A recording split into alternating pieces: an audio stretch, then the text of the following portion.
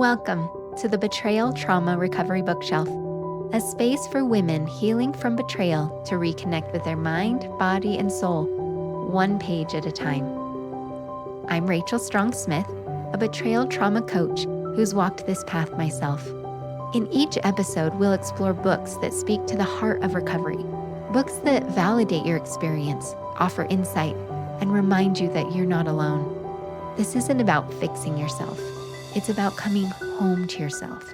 So, whether you're in the thick of survival or finding your way back to solid ground, pull up a chair. You're in the right place. Hi, welcome back. We are continuing reading What Can I Do About Me by Rhyll Croshaw. I am really excited about this section. We're talking about boundaries. Oh, that's a big word. Rhyll Croshaw talks about that boundaries may be an entirely new concept for most women, especially with betrayal trauma. It just really highlights the boundaries and what they are, and it becomes very acute. When you've got betrayal in the mix, it's a lot to be managing. When you find out about your spouse's betrayal, it shocks your entire system, and you start looking at past behaviors from him, your own. You start really looking at these patterns of what's been happening. Again, not to say that this is at all something that you should have prevented or you should have seen. That is not at all what this is about. What it shows is that if you have had a lack of boundaries, this highlights that. When Rhyll says that when she was going into recovery, she had no idea she could even set boundaries. She said, for me, the concept of boundaries was a pivotal lesson in my recovery. I suddenly had permission to be myself. For me personally, boundaries, I had heard the concept and I actually thought I was a very boundaried person. I realized that I had not had boundaries. And most of that reason was out of survival and the trauma. And so that's just what happens. I'm trying to protect myself, trying to survive, and boundaries seem kind of like a luxury to have. What Rhyll talks about is she learned for herself and expressed her needs, wants, and values. It was an essential prerequisite to setting the appropriate boundaries. And I love this line. Merely clarifying and expressing my wishes is not truly setting a boundary. A boundary should empower you and give you a sense of choice by providing you with a plan of action. That is a hard one. A lot of times people will say, well, that's my boundary. You can't do XYZ. That's my boundary. And the issue is, well, what if they cross that? What if they do that? What are you going to do? And I'm sure you've heard this. A boundary is what I do. A boundary is what I am going to do, what I have control over. There's also a concept of if and then with a boundary. So they could be kind of small, and Rhyll talks about this, maybe a small boundary. If I get tired in the middle of the day, then I will rest. That's a boundary. A lot of us are doing boundaries that maybe we don't even classify as boundaries. Then she talks about maybe some are bigger and more life-changing. If I feel manipulated and verbally abused, then I will not answer your phone calls or emails. I'm going to share some of my boundary stories. When I first got into recovery, I was talking to my coach and talking about what he wasn't being, all of the things. And she said, well, you can put a boundary around that. And I was like, oh, yes, I can. And so I went to him and I said, all right, you're going to therapy. That's my boundary. You're going to therapy. And he refused. It turned into a pretty big fight. And I did not feel good. I didn't feel aligned. I didn't feel okay after that. So fast forward many months, then couples therapy comes up. So I'm now in recovery. I have my Bill of Rights. We'll talk about that. I understand my own wants and needs, where I'm going, what I need. And my husband says to me, fine, we'll go to couples therapy. And I said, oh, well, I'm not going to be going to couples therapy until I go to individual therapy and until you're in individual therapy. So I won't be going to couples therapy. That isn't going to work for me. And it was still a big blow up for him. He was very angry and very frustrated, and he blamed me. He said, are you just wanting to get a divorce? Is that what you're doing? And I said, oh, no, that's not where I'm at. I just know I'm not going to be doing couples therapy until I see you doing individual work. I'm going to be doing my own individual work. That's what I need right now. So the difference was myself stayed aligned of what I needed and where I was going to go. And I knew I was going to do that. And he was having his reaction, but I wasn't trying to manage his. I wasn't trying to make him do anything. It wasn't an ultimatum. It simply was, I know that couples therapy isn't going to work for me because we had done that in the past. And I knew that wasn't the right step for me. That's as simple as it goes. So I like to contrast those two things because it was more about, I knew where I was at, that I was trying to control and manage him. And the other one, I was like, that's not going to work for me. And I wasn't afraid of the outcome. Rhyll goes on to talk about the different areas of boundaries. She is quoting Rod Jepson from Lord, I Believe, Help Thou My Unbelief. He is a licensed professional counselor and sexual addictions therapist. And he talks about at least 6 types of boundaries: mental, emotional, physical, spiritual, and sexual. And Rhyll goes into talking about examples of these types of boundaries. And I thought that I would highlight some of my own examples of these boundaries. So with mental boundaries, she goes through which examples are boundaryless and then examples that are boundaried. Now, in a boundaryless mental area, it looks like not knowing your own thoughts, not knowing what you want to do or what you're going to do. And so in a boundaryless example coming from my own life is I had somebody talk to me about a political figure that was coming up for election. It was local elections, so this wasn't even like big politics or anything. So it's just a local election, and this person asked me, who are you going to vote for? And I said, oh, I'm looking into it. And this person said, well, these are the people that you should vote for. So I have a couple of options here. Boundaryless looks like, oh, I should vote for that person because you said it. So I will. Second, and this is actually what I did do, is I said, oh, thanks for your opinion. I'm going to go look into them. Where's the website about the candidates so that I can research them myself? Unfortunately, this person actually disrespected my boundaries, and they pushed back and said, well, no, these are the people because this is why. You don't know all these different insights about these candidates, and it really impacts our community, and these are why you should do that. And I said, thanks for your opinion. I'm happy to hear that. I am going to research. I don't have enough information still, even by just your opinion. I need to go find out what mine is, and I'll take that into account, but I need to research my own. Where boundaryless would look like, oh, 100%, I'm going with you. I don't even pause to think, do I agree? So that's like that mental boundary.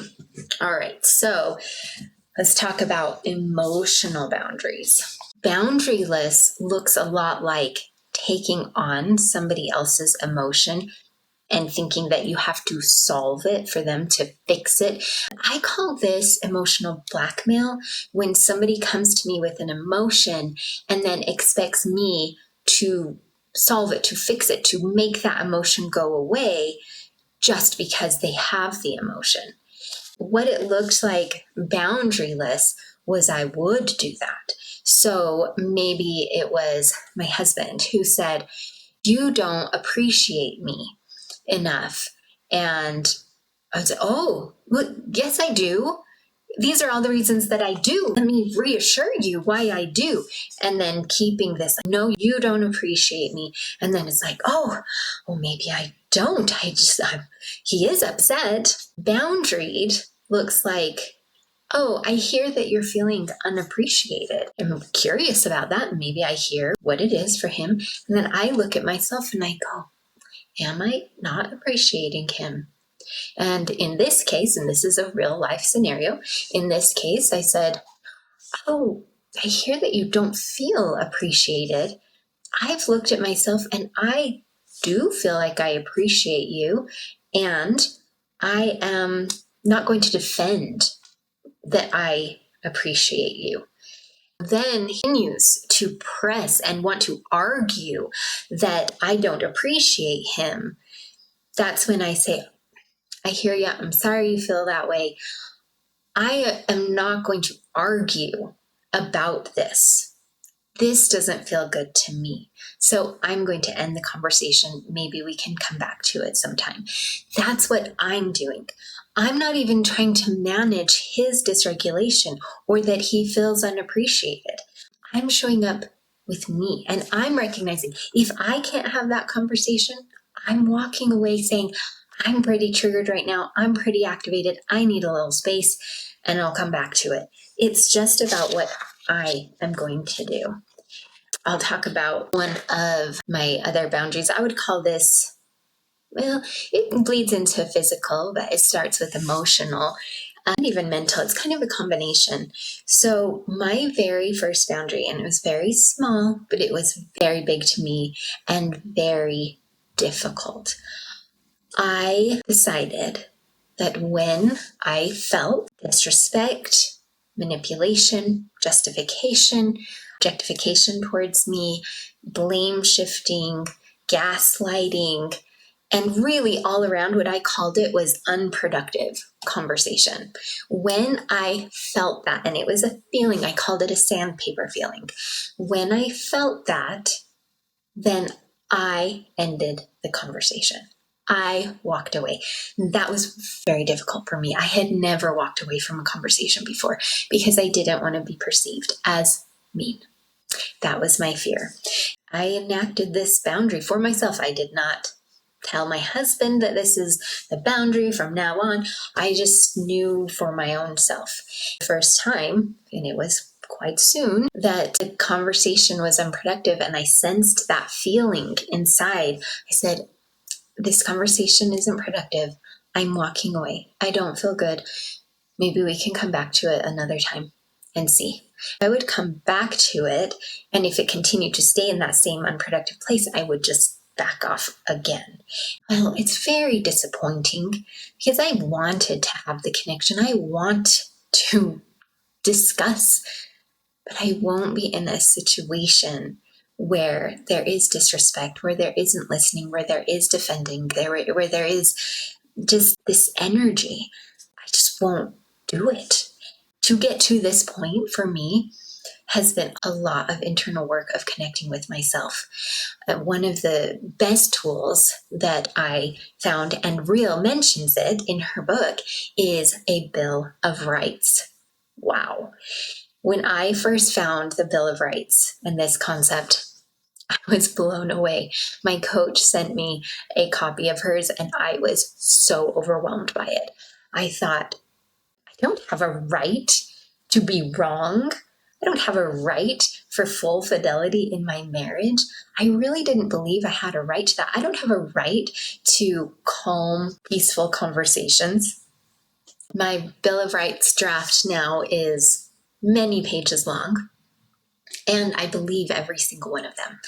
It started with zero. It started with a blank page, and I left it open and I wrote Bill of Rights at the top, an ongoing document. That's what I put. My first Bill of Rights was I have the right to have peace. I didn't know what that meant exactly, but I knew I had a right to that. The thing that gets so tricky about boundaries is that while I could say I have a right to peace, there are other people around me who are not contributing to my peace. And then what does that mean? My first example of boundaries, I thought that meant I needed to make them, because if I have a right to it, then I have to make them do XYZ so that I have that outcome. The big one, I have a right to full fidelity in my marriage. In my mind, I thought that meant I have to make my husband be faithful. I can't make him be faithful. And this is why it was a dissonance, because he was not being faithful. And I have a right to have faithfulness in my marriage from my spouse. I have a right to safety. Same thing. I have a right to safety in my marriage, and he is not being safe. So how do I connect the two? How is it so dissonance? Because I have a right to safety. He's not showing up in safety. Therefore, I must make him safe. It didn't work. I really tried that way for a long time. And what I found was I have a right to safety. Therefore, I will be walking away when it's not safe, at this proximity and this frequency at which I can feel safe, whatever that is. And there is intense grief in that. Rhyll, in her book, talks about detachment and this idea of detaching with love. It isn't about detaching from the person to punish them. It is about detaching from those behaviors, that energy, the lack of safety, the whatever it is, detaching from that, because I know that I have a right to safety and it isn't safe. I'm going to go to a place that is safe, and it may not be with you. And that is scary, and it is sad, and it is hard. And I don't want this. This is not what I wanted. I want safety with you. I want connection with you. And when you don't show up in safety, I simply will not be in it. Kind of a side note, I always knew that I didn't want to feel resentment. It was just a yucky feeling, but I did feel resentment. I thought, well, the problem is I'm feeling the resentment, so I need to just not feel resentment. And so they should be able to just do whatever they want, and I just shouldn't feel resentful. Then I'll be okay. I'm not quite sure what my plan was about not feeling resentful, and so it just looked like I shouldn't feel resentful, and yet I felt resentful. When I started enacting these boundaries that were really natural boundaries, they were already there. I just wasn't present and aware about them. I noticed a huge drop in resentment. I started to realize the antidote to resentment is boundaries. I really internalized that and have found, okay, these boundaries that honor me and honor you, they are what love is built on. I had the message that boundaries were cruel and mean. That was the message from my husband, who was in addiction.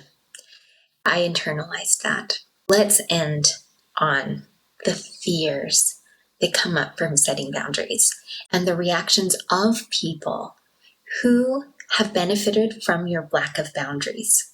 When I started setting the boundaries, again, these were very natural boundaries. I am not going to stay in a conversation where there is disrespect, dishonor, blaming, etc. My husband was very, very angry, very upset. And I said this to my support people. I said, he is throwing everything and the kitchen sink at me. He is pushing every single button that I have. You are mean. You're the one who's causing these problems. How are we ever going to connect if you have these boundaries?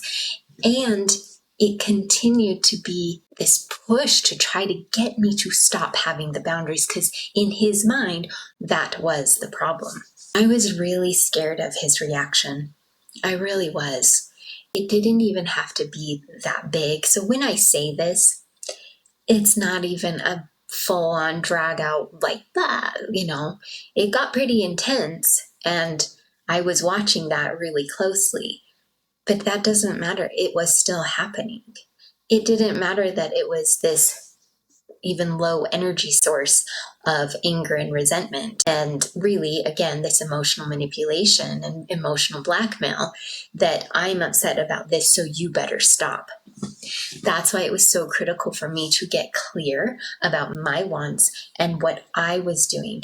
And Rhyll talks a lot about God and higher power and that connection, and how critical it is to find some source of higher power to let go of the outcomes to, so that you aren't carrying all of that. I always say this, whatever that looks like for you, finding that source of higher power. And these are the baby steps to understanding boundaries, to loving yourself and knowing yourself and understanding your inherent worth, that it's worth protecting with real boundaries. I don't have to protect myself with fighting and defensiveness. No, I protect myself with true boundaries. And it's an opportunity for relationship building and growing. I told you a lot about my husband's reactions to my boundaries initially. He was very angry, very upset, very confused. And underneath all of that, he was terrified. And that does not give him any excuse of that behavior. It was hurtful behavior that he did. He has since learned a lot about himself and grown a lot in himself. And now our relationship is complete with boundaries, full boundaries. And these boundaries are the same boundaries that I set today as they were years ago. They are the same. And we have a close relationship today. Those boundaries allow real connection, real intimacy. Having my boundaries did not mean that he would automatically change his behaviors. And I didn't set them so that he would change his behaviors. That was the difference between the first boundary, I put in air quotes, that I made. I was trying to change his behavior, where these boundaries, they are not about controlling or managing his behaviors. I'm doing what I need to do based on what he's doing, whether I can be close or not with him, but I'm not trying to manage or change him. And it is sad when somebody else chooses not to honor and respect the boundaries. I do have relationships that have ended because I have stated the boundaries that I have, and I won't engage in disrespectful conversations. I won't engage in blaming.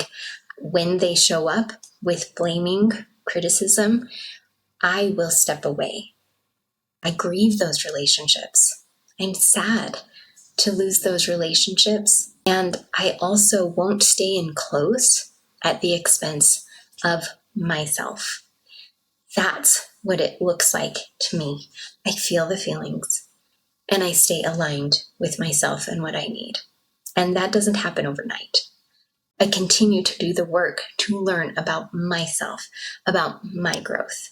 I am grateful that I know myself a little bit more. And that's how I found my boundaries. So I'm going to wrap it up. Boundaries is a big one. Pick up Rhyll's book, take a look at it.